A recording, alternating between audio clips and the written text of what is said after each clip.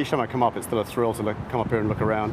I have to keep reminding myself to actually look at the work rather than the views. It's pretty incredible. It takes your breath away each time you come up here, even now. Peter Reed is overseeing construction on the One Rincon Hill condo project. Here's where we're standing.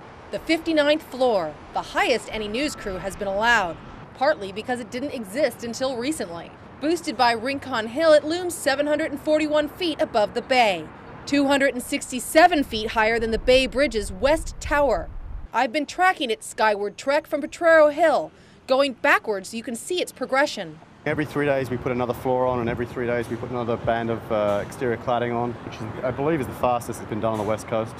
Over 300 workers are erecting this tower, which is the tallest residential building west of the Mississippi. It's taking over 87,000 tons of concrete, and if you were to lay out all of the rebar end to end, it would reach, as you can see here, courtesy Google Earth, from San Francisco to Lubbock, Texas. This will be someone's living room, so this will actually be the view that they'll get from their living room. And the views are spectacular. We could see Mount Diablo on one side, the Golden Gate Bridge on the other.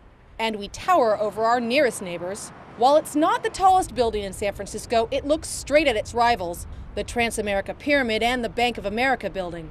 But those views come at quite a price. The view behind me costs somewhere in the neighborhood of $2.5 million. But you can't buy it, it's already been sold. That's not the only one. 90% of the building has already been spoken for. To preserve the views that are bringing in the big bucks, the architects chose curtain walls, which means floor-to-ceiling windows. They're big panels. It's literally brought from a truck and hung onto the building, and they snap together one after another, and you have an instant skin on the wall. And to keep the sound down, there are 3 layers of glass between the residents and the elements and traffic.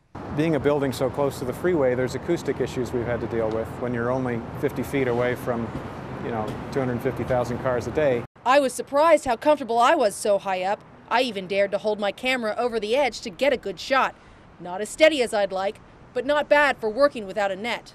It wasn't comfortable when we first got there. You sort of felt like you were swaying or something, like you were on a boat. The architect blames that on the discombobulating sight of the crane moving in and out of our view.